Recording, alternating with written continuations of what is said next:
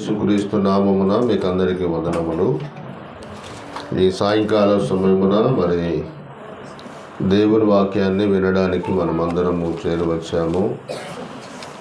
దేవుని సన్నిధిలో మనము ఉండటం అనేది చాలా గొప్ప భాగ్యము. ఈ సమయంలో మనము దేవుని వాక్యములో నుండి ద్వితీయోపదేశకాండము 7వ అధ్యాయము ద్వితీయోపదేశకాండము 7వ అధ్యాయము ద్వితీయోపదేశకాండము 7వ అధ్యాయము 9వ వచనము చూడండి. ద్వితీయోపదేశకాండము 7వ అధ్యాయము ఒక వచనము చూడండి. 1000 తరముల వరకు కృప చూపువాడును నమ్మదగిన దేవుడనియు అన్న మాట ఉంది. ఒక మాట చూడండి, ఇక్కడ దేవుడు నమ్మదగిన వాడు అని ఉంది.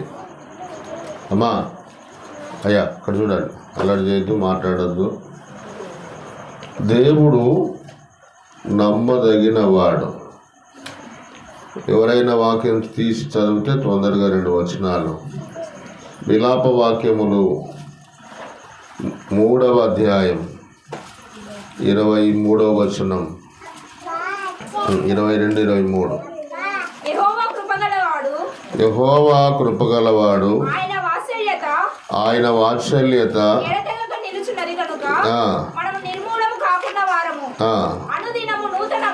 అనుదినము నూతనముగా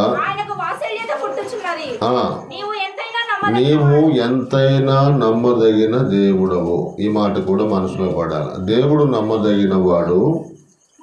ఆ నమ్మదగిన దేవుడు ఎంతైనా నమ్మదగిన దేవుడు అని రాయబడి, ఎంతైనా నమ్మదగిన వాడు. ఈ పాయింట్ మనసులో పడాలి. మొదటి కొరింథీ పత్రిక 1:9 వచనం.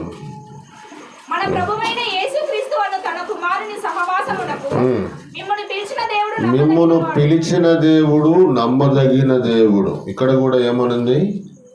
నమ్మదగిన దేవుడు. మిమ్మును పిలిచిన దేవుడు నమ్మదగిన దేవుడు అని రాయబడింది. 2వ తిమోతి పత్రిక 2:13 చూడండి. 2వ తిమోతి పత్రిక 2:13. మనము నమ్మదగని వారమైనను ఆయన నమ్మదగిన వాడు. చూడండి, ఇక్కడ కూడా ఏం రాయబడిందంటే మనము నమ్మదగని వారమైనను దేవుడు నమ్మదగిన వాడు అని రాయబడింది. వినాలి, వాక్యం వినాలి. ఒక్క మాట మీరు నేను చెప్పినట్లు చెప్పండి. దేవుడు నమ్మదగిన వాడు, ఆయన ఎంతైనా నమ్మదగిన వాడు. మంచిది.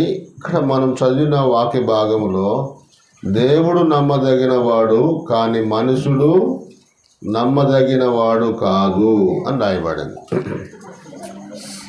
ఇంకా మీరు ఒక వచనాలు, ఇంకా 2 వచనాలు మనం చదువుకున్న వాక్యం కూడా ఎలాంటిదో ఒక 2-3 వచనాలు చదువుదాం. రికార్డ్ అవుతుంది కాబట్టి మనము వాక్యాన్ని 2-3 రెఫరెన్సులు చూపిస్తా.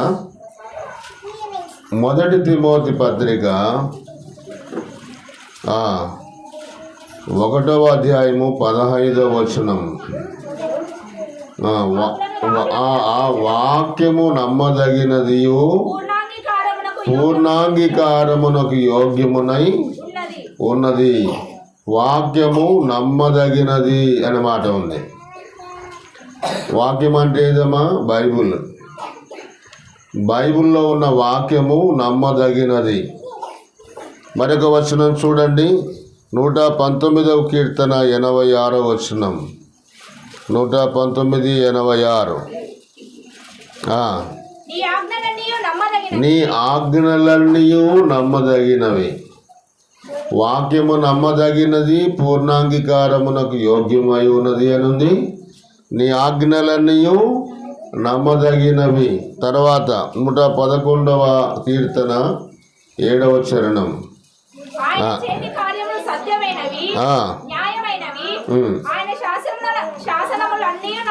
ఆయన శాసనములన్నీ నమ్మకమైనవి. ఎంత మంచి మాట రాయబడిందో చూడండి. కాబట్టి ఆయన దేవుడు నమ్మదగిన దేవుడు, ఆయన వాక్యము నమ్మదగినది, ఆయన ఆజ్ఞలు నమ్మదగినవి, ఆయన శాసనములు నమ్మదగినవి. నమ్మదగిన వారెవరు? మనమే. మనము నమ్మదగిన వారము కాదు. మీరు బాగా వినాలి ఈ వచనాలు. కాబట్టి ఈ రాత్రి సమయంలో నేను కొంత సువార్త అందించాలని ఆశపడుతున్నాను. మనము నమ్మదగని వారమే కానీ దేవుడు నమ్మదగినవాడు, నమ్ముకొనదగినవాడు. మీరు గమనించాలి. ప్రభు అయిన యేసుక్రీస్తు దేవుడు, ఆయన నమ్ముకొనదగిన దేవుడు. ఈ రోజుల్లో మీరు బాగా గమనిస్తే యేసుక్రీస్తును చాలామంది నమ్ముకుంటున్నారు. కారణం ఏంటిదంటే ఆయన నమ్ముకొనదగిన దేవుడు. ఆయన ఎవరు అని మనం ప్రశ్నిస్తే, ఆయన నమ్మడానికి ఆయన ఎవరు అని ప్రశ్నిస్తే నేను చాలా వచనాలు చూపించగలను. దేవుడు నమ్మదగినవాడు. మీరు మనసులో పెట్టాలి ఈ వచనాలు. నమ్మదగిన దేవుణ్ణి నమ్ముకుంటే మనకేం కలుగుతుంది? దేవుణ్ణి నమ్ముకొని నమ్మకంగా జీవిస్తే మనం ఎంత ఆశీర్వదించబడతాం? ఇవన్నీ ప్రశ్నలు. దేవుడు ఏ విషయంలో నమ్మదగిన వాడు? ఇది కూడా ప్రశ్ననే. ఇవన్నిటికీ జవాబు బైబిల్లో ఉన్నాయి. మీరు వినాలి, వాక్యం బాగా వినాలి. దేవాది దేవుడు, సృష్టికర్త అయిన యేసుక్రీస్తు వారు నీవు నేను నమ్ముకొనదగిన దేవుడు. ఆయనలో ఒక మాట ఉంది, ఎవరైనా ఒక వ్యక్తిని నమ్మాలంటే వినాలి, ముందు మనం నమ్మితేనే నమ్ముతాం ఎవరినైనా కూడా, అవునా కాదా?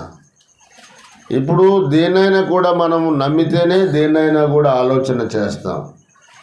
దేవుడు నమ్మదగినవాడు అనడానికి, ఆయన ఎంతైనా నమ్మదగినవాడు అనడానికి కారణం ఏంటిదంటే బైబిల్ చెప్తుంది, దేవుడు అనే వ్యక్తి ఎవరు అని అంటే పరిశుద్ధుడు.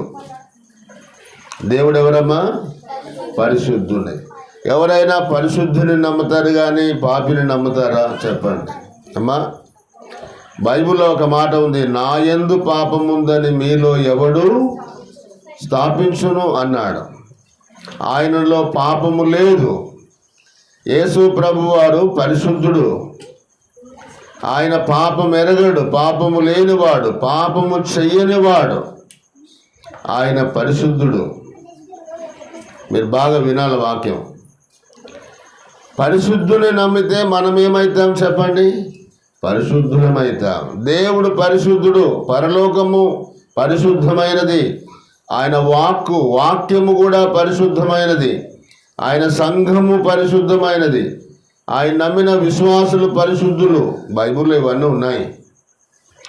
కాబట్టి నమ్మదగిన దేవుడు ఎవరంటే ఆయన పరిశుద్ధుడు, పాపము లేనివాడు. బైబిల్లో ఉంది, నేను లోకమునకు వెలుగై ఉన్నాను అన్నాడు. వెలుగులో చీకటి ఏమాత్రము ఉండదు. లోకానికి నేను వెలుగై ఉన్నాను అన్నాడు ఆయన. మీరు 1 యోహాను పత్రిక 1వ అధ్యాయం 5వ వచనం చూస్తే అక్కడ రాయబడింది, చూడండి. 5వ వచనం. దేవుడు వెలుగై ఉన్నాడు. దేవుడు ఎవరమ్మా? వెలుగు. మానవుడు ఏమై ఉన్నాడంటే చీకటి అయి ఉన్నాడు.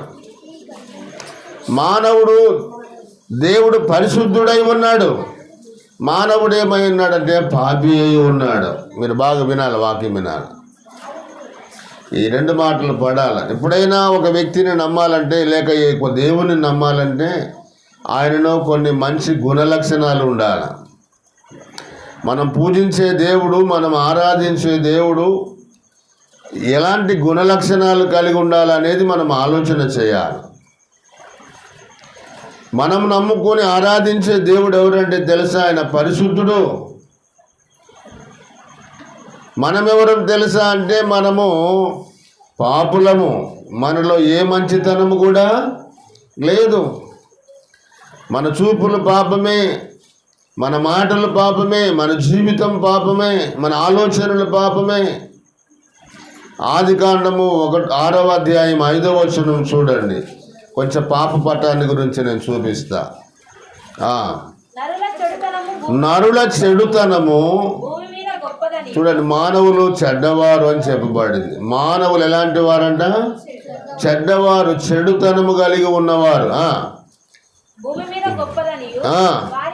వారి హృదయం యొక్క తలంపులు ఊహంతయు కేవలము చెడ్డదనియు చూచి.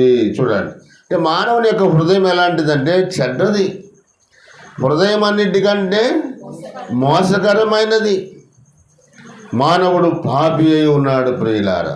ఏ భేదము లేదు, మనుషులందరూ పాపులు. మరి మానవుడు పాపి అయి ఉన్నప్పుడు పరలోకము పరిశుద్ధమైనది, దేవుడు పరిశుద్ధుడు. మరి చనిపోతే మానవుడు పరలోకానికి వెళ్ళగలడా? మరి ఆలోచన చేయాలి. దేవుడు వెలుగై ఉన్నాడు. దేవుడు వెలుగు, ఆయన యందు చీకటి ఎంత మాత్రమును లేదు. మానవులు ఏమై ఉన్నారంటే మానవులు చీకటి. ఎఫెసీయులకు రాసిన పత్రిక 5వ అధ్యాయము లేక 6వ అధ్యాయము చూడండి, 8వ వచనం. పూర్వమందు అనే మాట చూడండి.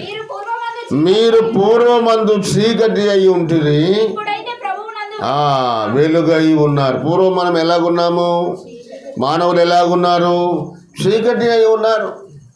2వ కొరింథీ పత్రిక చూడండి, 4వ అధ్యాయము 4వ వచనం.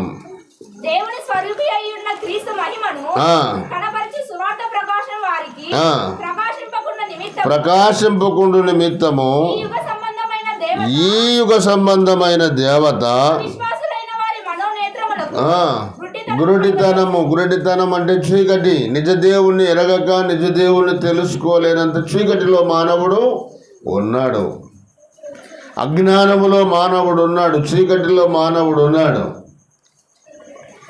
యోహాను సువార్త 1:10 వచనం. ఆ తీర్పు ఇదే. యోహాను సువార్త 3:19.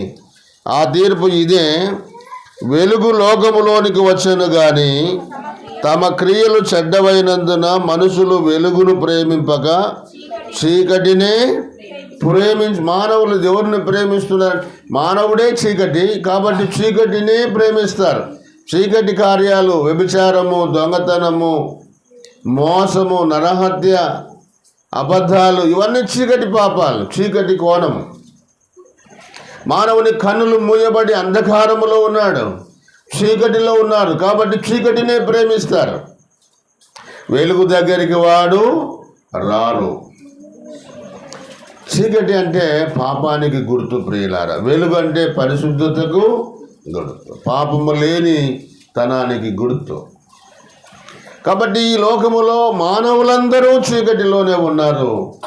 ఈ సత్యాన్ని మనము గమనించాలి. చీకటి మరి పాపం వలన వచ్చు జీతము మరణము అని వ్రాయబడింది.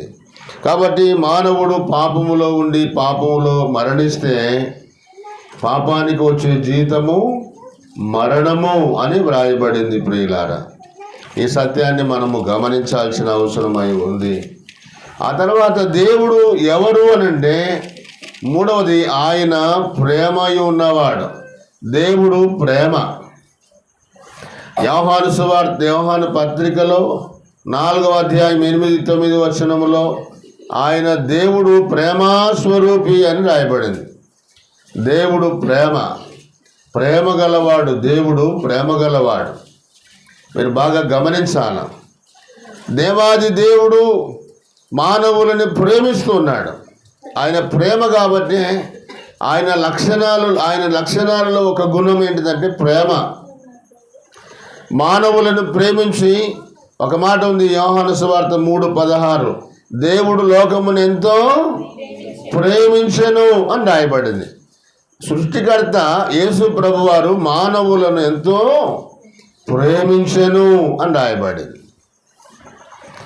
చూడండి ఈ మాట ఎంత మంచి మాట. ఎవరిని ప్రేమిస్తున్నాడు ఆయన? మానవులను ప్రేమిస్తున్నాడు. మానవులు ఎవరు అంటే చెడ్డవారు, మానవులు తిరుగుబాటుదారులు, చీకటిలో ఉన్నవారు, పాపములో ఉన్నవారు, పాపులను ఆయన ప్రేమిస్తున్నాడు. మీరు గమనించాలి. దేవుడు లోకమును ఎంతో ప్రేమించారంటే లోకం ఎలాగుందంటే మరి ఆదికాండం 6:12 చూస్తే దేవుడు భూలోకమును చూచినప్పుడు అది చెడిపోయి ఉండెను అని రాయబడి. చెడిపోయిన లోకాన్ని ప్రేమించిన వాడు, చెడిపోయిన మానవుణ్ణి ప్రేమించిన వాడు.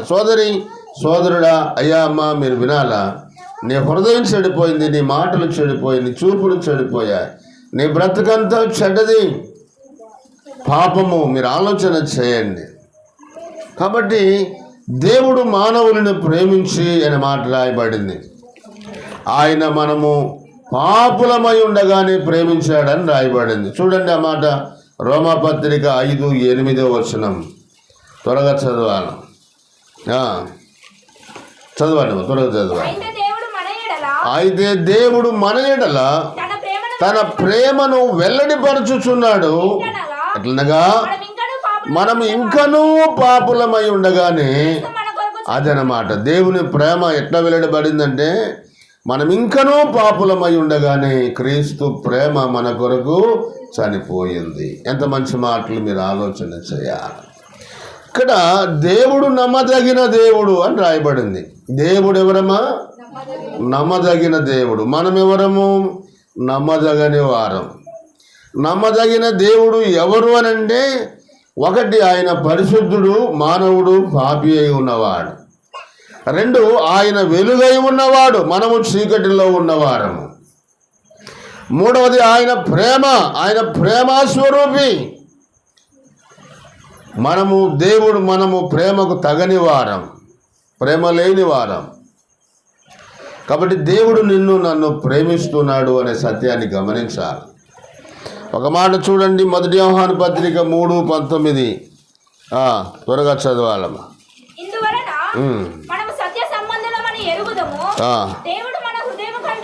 3:16 చదవమ్మా. ఆయన మన నిమిత్తము తన ప్రాణము పెట్టెను గనక దీని వలన ప్రేమ ఎట్టిదని. దేవుడు మానవులను ప్రేమించి ఏం చేసినాడమ్మా? ప్రాణం పెట్టినవాడు. మానవులను ప్రేమించి తన ప్రాణాన్ని అర్పించినవాడు. ఆయన ప్రేమ ఎంత గొప్పదో మీరు ఆలోచన చేయాలి. యేసు ప్రభు సిలువలో కూడా ఏం చేసినాడు తెలుసా అమ్మా? మీకు తెలుసా? సిలువలో ఆయన మేకులు కొట్టారు, కొరడా దెబ్బలు, ముళ్ళ కిరీటం అన్నీ కొట్టినారు. ఆయనను సిలువలో వేలాడదీశారు. ఆయన ఏమంటాడు తెలుసా? తండ్రి, వీరేమి చేయుచున్నారో వీరు ఎరగరు. ఎవరైనా అట్లా అనగలరా? కొట్టిన వారిని క్షమించమని అనగలరా? తిట్టిన వారిని, దూషించిన వారిని, పాపులను సహితం ఆయన ప్రేమించేవాడు. ఆయన మన నిమిత్తము తన ప్రాణము మన కొరకు పెట్టాడు. అందులో ప్రేమ ఉంది. దేవాది దేవుడు ఎంత ప్రేమ గలవాడో మీరు ఆలోచన చేయాలి. మానవుల్లో ఆ ప్రేమ ఉందా? మనం ఏదైనా ఇస్తే రామ్మా అని మళ్ళీ మనం ఇస్తాం. ప్రేమిస్తే ప్రేమిస్తాం. ఎవరైనా మన మీద పగ చూపితే 2 పగ చూపుతాం. శిక్షకు శిక్ష అని మనం చెప్తాం. మీరు ఆలోచన చేయాలి. కానీ దేవుడు ఎలాంటి వాడంటే శత్రువులను సహితం ప్రేమించిన వాడు. ఆ రోమాపత్రికలో 3 విషయాలు ఉన్నాయి చూడండి. 5వ అధ్యాయం రోమాపత్రిక 5:6 అమ్మ త్వరగా. మనం ఇంకనూ బలహీనులమై ఉండగా క్రీస్తు యుక్త కాలమున మనం బలహీనులమై ఉండగా ఆయన చనిపోయాడు. మీరు చూడండి. తర్వాత 9వ వచనం, 10వ వచనం. మనము శత్రువులమై ఉండగా ఆయన మనల్ని ప్రేమించాడు. 8వ వచనం. దేవుడు మన ఎడల తన ప్రేమను వెల్లడిపరుచుచున్నాడు. మనం ఇంకనూ పాపులమై ఉండగా అన్నమాట. శత్రువులమై ఉండగా, పాపులమై ఉండగా, బలహీనులమై ఉండగా ఆయన మనలను ప్రేమించాడు. ప్రేమించి ఏం చేసినాడు? మన నిమిత్తము తన ప్రాణము కలవరి శిలువలో పెట్టాడు. ప్రియులారా, ఇది మీరు గమనించాలి. అందుకనే నమ్ముకొనదగిన దేవుడు ఆయన ఎలాంటి వాడు అని అంటే ఆయన పరిశుద్ధుడు. మనం ఎవరినైనా నమ్మాలంటే కొన్ని అర్హతలను చూస్తాం. ఇప్పుడు మన కుటుంబానికి, మన పిల్లవానికి లేక మన బిడ్డకి సంబంధం చూడాలని అంటే వాళ్ళు వెనక ముందు అన్నీ చూస్తాం. మనకు నమ్మకం కుదిరితేనే సంబంధానికి వస్తాం కదమ్మా. వాళ్ళు అన్ని రకాలుగా నచ్చాలా, మనకి నమ్మాలా, మనం నమ్మేటట్టుగా ఉంటేనే ఏదైనా ఒప్పందం చేసుకుంటాం. అలాగే యేసు ప్రభువుని ఆయన నమ్మాలంటే ఆయన ఎలాంటి దేవుడు అది మనం ముందుగా చెప్పాలి. దేవుని నమ్ముకోవడానికి ఆయనలో ఉన్న లక్షణాలేంటి? యేసు ప్రభువుని నమ్ముకోవడానికి ఆయనలో ఉన్న లక్షణాలు ఏంటంటే ఆయన పరిశుద్ధుడు, పాపము లేనివాడు. ఆయన చెప్పాడు, నాలో పాపం ఉందని మీరు ఎవరు? కానీ ఆయనలో పాపము లేదు.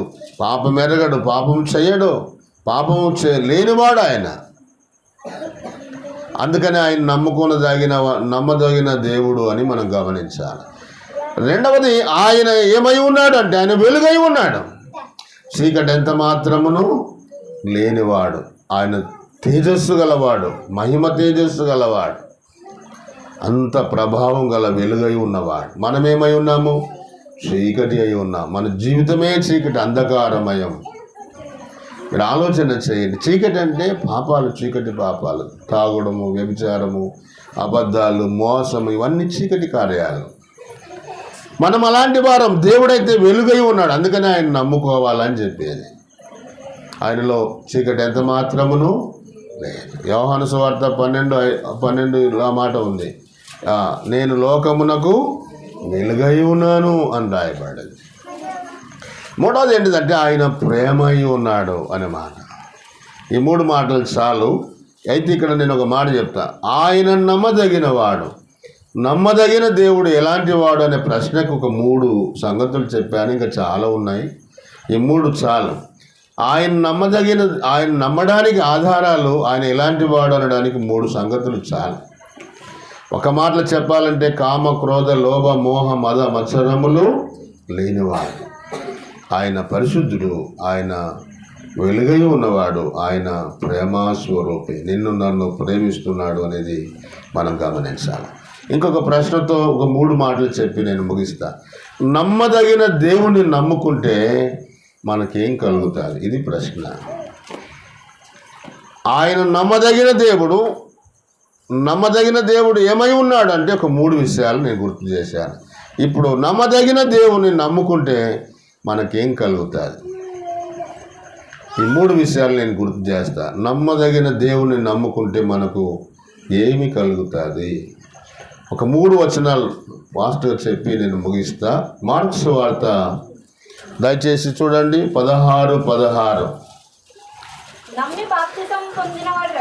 నమ్మి బాప్తిస్మము పొందినవాడు రక్షింపబడును. నమ్మదగిన దేవుని నమ్ముకుంటే ఏం కలుగుతుందమ్మా?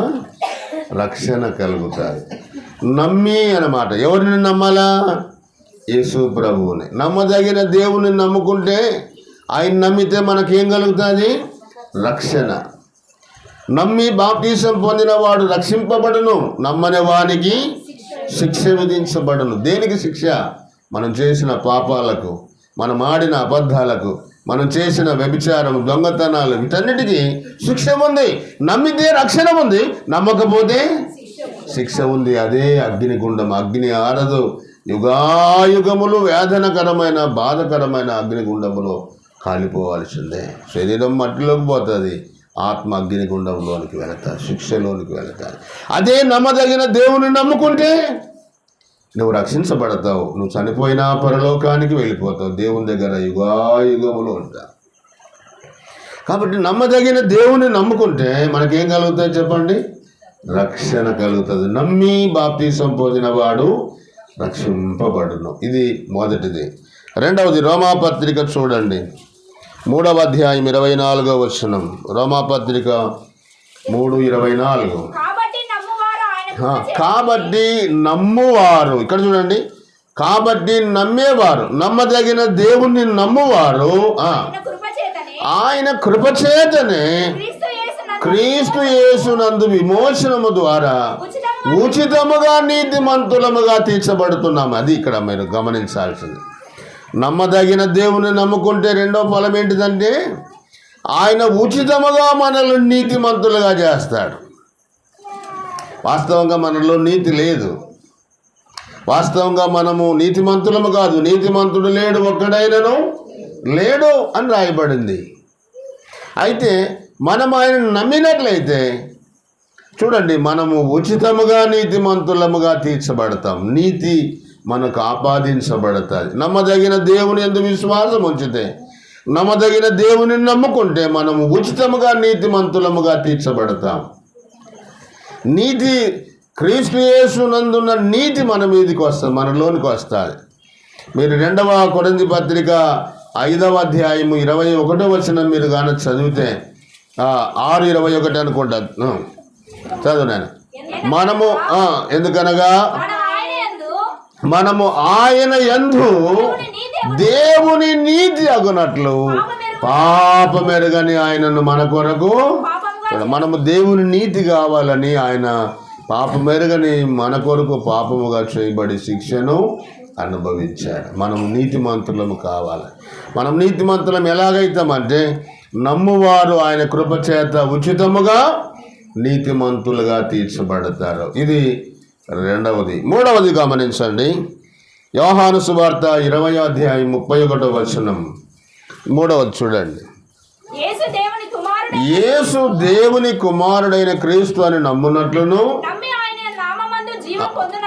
ఆయన నామమందు జీవము పొందునట్లు ఇవి వ్రాయబడెను. ఈ మాట మీరు ఒక మాట మీరు అందులో గమనించాల.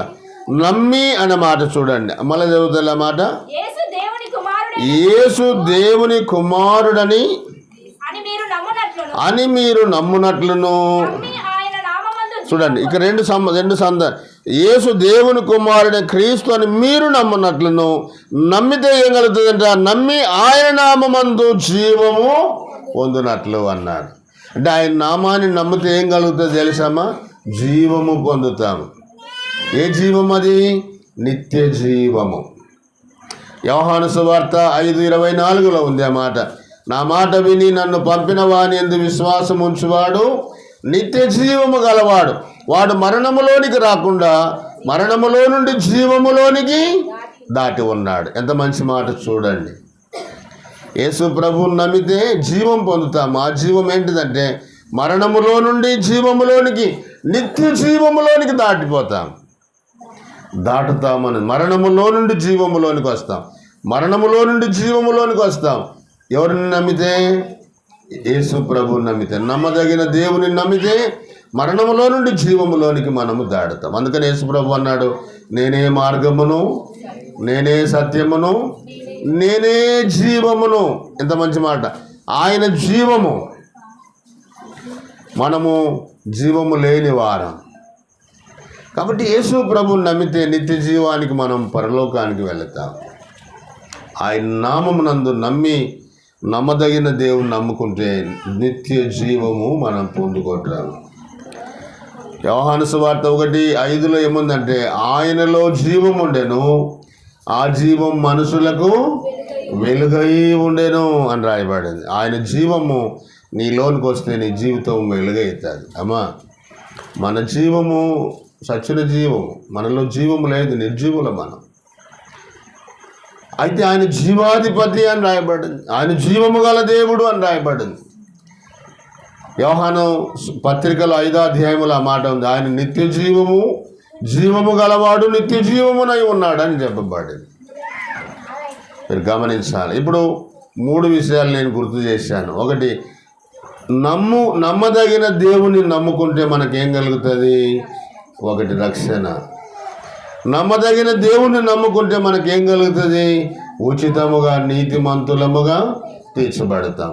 నమ్మదగిన దేవుని నమ్ముకుంటే మనకేం కలుగుతుందంటే నిత్య జీవము కలుగుతాయి. ఎంత మంచి మాటలు చూడండి. తర్వాత చివరిగా ఒక మాట చూడండి, 1 యోహాను పత్రిక 5:1. ముగిద్దాం. యోహాను మొదటి పత్రిక. యేసే క్రీస్తై ఉన్నాడని నమ్ము ప్రతివాడును దేవుని మూలముగా పుట్టి ఉన్నాడు అని రాయబడి. యేసే క్రీస్తై ఉన్నాడని నమ్ము ప్రతివాడు ఆయనలో తిరిగి జన్మిస్తాడు. ఆయనలో తిరిగి జన్మిస్తాడు. ఆయన వలన తిరిగి జన్మిస్తాడు. అది దాన్ని ఏమంటారంటే నూతన జన్మ అన్నాడు, తిరిగి జన్మించటం అన్నాడు. మళ్ళీ చదువు ఆ మాట. నమ్ము ప్రతివాడును దేవుని మూలముగా పుట్టి ఉన్నాడు. ఎంత మంచి మాట చూడండి. ఎలా పుడతాడు ఒక వ్యక్తి? మళ్ళీ నికోదేము అదే అన్నాడు, ముసలివాడు మళ్ళీ గర్భంలోకి వచ్చి పుడతాడా ఏమైనా అంటాడు. ఒకడు కొత్తగా జన్మించితేనే తప్ప దేవుని రాజ్యమునకు వారసుడు కాలేడు అని యేసుప్రభు చెప్తే, ఆ నికోదేము అనే ఆయన ఏమంటాడంటే మళ్ళీ ఇట్లా జన్మిస్తారు సార్, మళ్ళీ ఇట్లా జన్మిస్తారు ప్రభు అంటే, లేదు ఒకడు కొత్తగా జన్మించడం అంటే మళ్ళీ మన హృదయంలో యేసు ప్రభువుని విశ్వసించటం అంటే దేవుని వాక్యాన్ని విని పాపినని ఒప్పుకోవటం. దేవుని ఆత్మ మనని మరలా జన్మింపజేస్తుంది. పరిశుద్ధ ఆత్మ ద్వారా మనం తిరిగి జన్మిస్తాం. ఆ మాట ఉంది యోహాను సువార్త 1వ అధ్యాయం 13వ వచనం చూడండి. మంచి మాట రాయబడింది అక్కడ. యోహాను సువార్త 1:13. వారు దేవుని వలన పుట్టిన వారే గాని రక్తము వలనైనను శరీరేచ్ఛల వలనైనను మనుషేచ్ఛ వలనైనను పుట్టినవారు కారు. దేవుని వలన పుట్టడం అంటే యేసుక్రీస్తును సంపూర్ణంగా విశ్వసించటమే, యేసే క్రీస్తు అయి ఉన్నాడని నమ్మటమే, యేసే దేవుడై ఉన్నాడని నమ్మటమే, యేసే నా రక్షకుడై ఉన్నాడని నమ్మటమే, యేసుక్రీస్తు ద్వారానే పరలోకానికి వెళ్ళగలమని నమ్మడమే, అలా హృదయంలో విశ్వసించటమే మనము తిరిగి జన్మించటము అని భావం ప్రియులారా. కాబట్టి యేసే క్రీస్తు ఉన్నాడని నమ్ము ప్రతివాడు దేవుని మూలముగా పుట్టి ఉన్నాడు. అంటే మానవులు ఈ లోకములో జన్మ పాపపు జన్మ. అయితే తిరిగి జన్మించటం అంటే యేసుక్రీస్తులో మరలా జన్మించటం. ఒకప్పుడు నేను కూడా తల్లిదండ్రులకు జన్మించినాను. నా తల్లిదండ్రుల ద్వారా నా తల్లిదండ్రులు పాపులు కాబట్టి నేను కూడా పాపపు జన్మనే ఎత్తినాను. భూలోకములో ఉన్న ప్రతి మానవుడు పాప జన్మనే. అవును, బైబిల్ చెప్పేది కీర్తనలు 50వ అధ్యాయంలో 51లో ఉంది 5వ వచనంలో, నా తల్లి నన్ను పాపములోనే గర్భము ధరించి. అందుకని పిల్లలకు అబద్ధాలు ఎవరు నేర్పియరు, కానీ వాళ్ళకి ఆటోమేటిక్గా వస్తాయి అబద్ధాలు. అవునా కదమ్మా? ఇంగ్లీష్ నేర్పిస్తారు, తెలుగు నేర్పిస్తారు, కానీ పిల్లలకు అబద్ధాల స్కూల్ ఉంది ఆడని నేర్పించేది. కానీ ఆటోమేటిక్గా వస్తుంది. అంటే అర్థం ఏంటిదంటే వాళ్ళ హృదయంలో పాపము ఉంది. జన్మ కర్మ పాపం అంటాం కదా, అది ఉంది అన్నమాట. అందుకనే యేసుక్రీస్తులో మరలా జన్మించాలి. అది దేవుని వలన పుట్టడం అంటే యేసు ప్రభువా నేను పాపిని, నా పాపాలు క్షమించమంటే యేసునందు విశ్వాసం ఉంచితే మరలా దేవునిలో మనం జన్మిస్తాము అని దాని భావం. తిరిగి జన్మించటము అనేది దాని భావం. క్రొత్త సృష్టి అనేది దాని భావం. ఇప్పుడు ఎవరైనా సపోజ్ వంశీ లేకపోతే రంగమునో వీళ్ళెవరో దేవుని నమ్ముకొని బాప్తిసం తీసుకొని జీవితం మారిపోయింది అనుకోండి, పూర్తిగా లోకానికి వ్యతిరేకంగా పరిశుద్ధంగా నీతిగా యథార్థంగా నమ్మకంగా ప్రభు కొరకు జీవిస్తున్నారు అనుకోండి, అలాంటి వ్యక్తులను ఏమంటారు తెలుసా? వీళ్ళు మరలా జన్మించినారు, దేవునిలో మరలా కొత్త జన్మ ఎత్తుకున్నారు, అందుకనే వీళ్ళలో పాపము లేదు అని చెప్తారు. తిరిగి జన్మించిన వ్యక్తులనే, తిరిగి ప్రభు కొరకు కొత్త జీవితాన్ని ప్రారంభించిన వ్యక్తులనే దేవుని వలన పుట్టినవారు అంటారు. మరి దేవుని వలన నువ్వు జన్మించాలంటే యేసు ప్రభువుని నమ్ముకోవాలి. ఈ విషయాలు మీరు గమనించాలి. నేను 2 పదాలు గుర్తు చేసి ముగిస్తా. ఒకటి, దేవుడు నమ్మదగినవాడు. దేవుడు నమ్మదగినవాడు, ఆయన వాక్యము నమ్మదగినది, ఆయన శాసనాలు నమ్మదగినవి, ఆయన ఆజ్ఞలు నమ్మదగినవి అనే మాట చూసాం. అయితే మనం ఎవరమంటే మనం నమ్మదగిన వారము కాదు, దేవుడు నమ్మదగినవాడు. దేవుడు నమ్మదగినవాడు అని మనం నమ్మడానికి ఆయన ఎలాంటి లక్షణాలు కలవాడు? దేవుని నమ్మాలంటే ఆయన గుణలక్షణాలు ఏంటివి అని ప్రశ్న పెట్టుకున్నాం. ఆయన గుణలక్షణాలు ఏంటివంటే ఆయన పరిశుద్ధుడు, ఆయన వెలుగై ఉన్నవాడు, ఆయన ప్రేమాస్వరూపుడు అని మనం చూసాం. ఆ గుణలక్షణాలు కలిగిన వ్యక్తులనే మనము నమ్ముతాం. ఇప్పుడు మనం పూజించే దేవుళ్ళు ఎలాంటి వారు, మనం నమ్ముకున్న దేవుళ్ళు ఎలాంటి వారు మీరు ఆలోచన చేయాలి. నేను వాళ్ళని గురించి విమర్శ చేయటం కాదు, కానీ మనం మొక్కే వాళ్ళు, మనం ఆరాధించే దేవుళ్ళు ఎలాంటి వారు? దేవునిలాగా యేసు ప్రభులాగా పరిశుద్ధంగా ఉన్నారా? యేసు ప్రభులాగా వెలుగులో ఉన్నారా, వెలుగై ఉన్నారా? యేసు ప్రభులాగా పాపులను ప్రేమించిన ప్రేమాస్వరూపై ఉన్నాడా? లేదు. మేము కూడా ఒకప్పుడు హిందువులమే, మేము కూడా ఒకప్పుడు అన్నిటినీ చేసిన వారమే, మా నాయన మా తాత ముత్తాతలు కూడా. అయితే కాలక్రమేణా సత్యము తెలుసుకున్నాం, పరిశీలన చేశాం. ఎవరు దేవుడు, ఎవరు నమ్ముకుంటే మోక్షం వెళతాం, ఎవరు నమ్ముకుంటే పరలోకానికి వెళతామని పరిశీలన చేశాం. ఇప్పుడు నేను బట్టల షాప్కి వెళ్తానమ్మా, నాకు ప్యాంట్ షర్ట్ కావాలా, ఆయన ఇచ్చినట్టువే కొంటానా, లేకపోతే మనం కింద వేసుకొని మనం పరిశీలించినట్టువే కొనుక్కుంటామా? వంశాన చెప్పు, ఆయన ఇచ్చినట్టు కొనుక్కోం కదా. 10 ప్యాంట్లు కింద వేసిన తర్వాత మనకు నచ్చిన ప్యాంటు, మనకు నచ్చిన చీర కొనుక్కుంటాం, అవునా కదా? అలాగే దేవుడు కూడా మనం పరిశీలించాలి. ఎవరు దేవుడు, ఎవరు పరిశుద్ధుడు, ఎవరు వెలుగై ఉన్నవాడు, ఎవరు ప్రేమ గలవాడు, ఎవరు మోక్షానికి తీసుకువెళ్తారు పరిశీలించాలి. ఎవరో మన తాత ముత్తాతలు అని చెప్పి అలా కాదు. ప్రపంచాన్ని ప్రశ్నించండి. ఎవరు దేవుడు అంటే ప్రభు అయిన యేసుక్రీస్తే నిజమైన దేవుడు.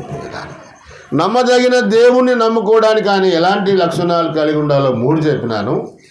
తర్వాత నమ్మదగిన దేవుణ్ణి నమ్ముకుంటే మనకేం కలుగుతుంది, అది ఒక 4 విషయాలు చెప్పాను. ఏంటివి? నమ్మదగిన దేవుని నమ్మితే మనకేం కలుగుతుంది? 1 రక్షణ కలుగుతుంది. నమ్మదగిన దేవుని నమ్ముకుంటే మనకేం కలుగుతుంది? ఉచితముగా నీతిమంతులముగా తీర్చబడతాం. నమ్మదగిన దేవుని నమ్ముకుంటే మనకేం కలుగుతుంది? నిత్య జీవము కలుగుతుంది. నమ్మదగిన దేవుని నమ్ముకుంటే మనం ఏమవుతామంటే మనం క్రీస్తులో మరలా జన్మిస్తాం, తిరిగి జన్మిస్తాం. యేసే క్రీస్తు ఉన్నాడని నమ్ము ప్రతివాడు దేవుని మూలముగా పుట్టి ఉన్నాడు అని రాయబడింది. అట్లయితే ఒక మాట నేను గుర్తు చేసి ముగిస్తా. అమ్మా, ఈ భూమి మీద మనం ఎంతకాలం బ్రతుకుతామో మనకు తెలియదు. ఈరోజు ఉంటాము, రేపు ఉంటామో లేదో మనకు తెలియదు. బైబిల్ అంటది, నేడైనను రేపైనను ఒకానొక పట్టణానికి వెళ్ళి వ్యాపారం చేసి లాభం సంపాదించుకొని వస్తాము అని చెప్పుకొని వారులారా, రేపేమి జరుగునో మీకేమీ తెలియను, మీ జీవము ఏ పాటిది, ఇంతలో కనబడి అంతలో మాయమైపోయే ఆవిరిలాంటి వారు కదా అని అంటాడు. మనమంతా పరదేశులము, యాత్రికులమై ఉన్నాం. ఎప్పుడేం జరుగుతుందో మనకు తెలియదు. అయితే పాపమానవుడు పాపములో ఉండి చచ్చిపోతే భయంకరమైన అగ్నిగుండానికి వెళతాడు. యేసు ప్రభు నమ్మి బాప్తిసం తీసుకుంటే, నమ్మి చనిపోయిన వారికి పరలోక రాజ్యం ఉంది. 2 వ్యక్తులు చనిపోయినారు. బైబిల్లో లూకాసు వార్త 16వ అధ్యాయంలో ఉంది. ఒకడు ధనవంతుడు, ఒకడు లాజరు అని. లాజరు దేవుని నమ్ముకొని నమ్మకంగా పేదరికంలోనే ప్రభు కొరకు నమ్మకంగా బ్రతికినాడు. ధనవంతుడు విస్తారంగా సుఖం అనుభవించి దేవుణ్ణి మరిచి జీవించి చనిపోయాడు. చనిపోతే ధనవంతుడు చనిపోయాను, పాతాళములోనికి వెళ్ళను అని ఉంది. లాజరు చనిపోయాను, దేవుని దగ్గరికి వెళ్ళాను అని బైబిల్లో రాయి. పరదేశి కొనుకోబడిను అని రాయబడి. భూలోకంలోనే మనం తీర్మానం చేసుకోవాలి. పరలోకానికి వెళతామా, అగ్నిగుండానికి వెళతామా? 2 మార్గాలు. ప్రభువుని నమ్మి బాప్తిసం తీసుకుంటే చచ్చిపోతే పరలోకానికి వెళతాం. ప్రభువు నమ్మకుండా పాప జీవితాన్ని మానకుండా పాపములోనే బ్రతికి చచ్చిపోతే భయంకరమైన అగ్నిగుండానికి మనం వెళ్తాం. అగ్నిగుండానికి ఎవరెవరు వెళ్తారో తెలుసామో? ఒక లిస్టు చూపిస్తాను, నేను చూడండి. ప్రకటన గ్రంథము 21:8 ఫాస్ట్గా చదవాలి, ముగిస్తా. ప్రకటన గ్రంథం ఎవరెవరు అగ్నిగుండాలి? పిరికివారును, అవిశ్వాసులను, అసహ్యులను. అసహ్యులు అంటే అసహ్యకరమైన పాపాలు, ద్వేషమైన పాపాలు.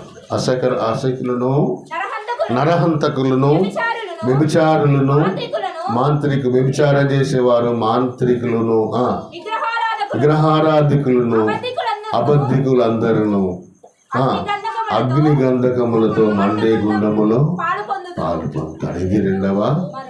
ఈ పాపాల లిస్టు ఉన్నవాళ్ళు. పిరికివారంటే యేసుప్రభు నమ్ముకో అంటే పిరికితనం చూపిస్తారు. ఎప్పుడొద్దు అప్పుడు అంటున్నారు. వీళ్ళందరూ కూడా అగ్నిగుండంలో వెళ్తారు. యేసు ప్రభువుని నమ్మితే పరలోకానికి వెళ్తారు. ఒకప్పుడు నేను కూడా భయంకరమైన పాపములో జీవించిన వాడిని. నేను కూడా నా మనసాక్షి తెలుసు, నేను చచ్చిపోతే అగ్నిగుండానికి పోతాను. ఎందుకంటే నాలో పాపాలు నాకు బాగా తెలుసు. అయితే ఇలాగే ఒక దైవజనుడు వచ్చి వాక్యం చెప్పినప్పుడు, నా పాపాలను బట్టి శిక్ష ఉంది, అగ్నిగుండం ఉంది అని చెప్పినప్పుడు ఆ రోజే నేను తీర్మానం చేసిన, అయ్యా నేను చచ్చిపోతే ఖచ్చితంగా నరకానికే పోతా. నేను ఈరోజే ప్రభువుని నమ్ముకుంటా, వెలుగైన దేవుని నమ్ముకుంటా, పరిశుద్ధుడైన యేసు ప్రభువుని నమ్ముకుంటా, ప్రేమాస్వరూపుడు నా కోసం ప్రాణం పెట్టిన యేసు ప్రభువుని నమ్ముకుంటా, నా పాపాల కొరకు రక్తం కార్చిన యేసు ప్రభువుని నమ్ముకుంటాను. ఆ రోజు నమ్ముకున్నానండి. మీరు చూడండి, ఆ రోజు నుంచి ఈ రోజు వరకు దేవుని కొరకు పరిశుద్ధంగా నీతిగా అనేకులను ప్రభు వైపు నడిపించే ఒక సేవకునిగా నేను బ్రతుకుతున్నాను. పాపంలో మరణించడం దేవునికి ఇష్టం కాదు. మనం పరలోకానికి వెళితే దేవుడు సంతోషిస్తాడు. మానవ జీవితం క్షణభంగురం లాంటి కొంచెం కాలము ప్రభువుని నమ్ముకొని మనం నీతిగా బతికితే, పరిశుద్ధంగా జీవిస్తే పరలోకానికి వెళతాం. కాబట్టి ఈ రాత్రి తీర్మానం చేసుకో, ఎప్పుడు చనిపోతామో తెలియదు. యేసు ప్రభు ఈ మాట చెప్పాలి, యేసు ప్రభు నేను పాపిని, నా పాపాలు క్షమించండి. ఆయన నమ్మదగిన వాడు, నీతిమంతుడు కనుక మన పాపాలు క్షమించే సమస్త దుర్నీతి నుండి ఆయన మనల్ని పవిత్రులుగా చేస్తాడు. యేసుక్రీస్తు రక్తం ప్రతి పాపము నుండి మనల్ని పవిత్రులుగా చేస్తాడు. కాబట్టి ప్రయాసపడి భారమును మోసుకొనుచున్న సమస్త జీవులారా నా ఇంతకు రండి, నేను మీకు విశ్రాంతిని ఇస్తానని ఆయన సెలవిస్తున్నాను. ఆకాశము కింద మనసులలో ఇవ్వబడిన ఏ నామమున పరలోకానికి వెళ్ళలేం, కానీ యేసు ప్రభు నామంలోనే మనం పరలోకానికి వెళతాం. కాబట్టి దేవుడు నమ్మదగిన వాడు. నమ్మదగిన దేవునికి ఎలాంటి గుణలక్షణాలు ఉండాలో ఒకటి. రెండవది, నమ్మదగిన దేవుణ్ణి నమ్ముకుంటే మనకేం కలుగుతుందో రెండవది చూపించాను. ఈ రాత్రి ప్రార్థన చేద్దాం. తలలుంచండి, కళ్ళు మూసుకుంటాం.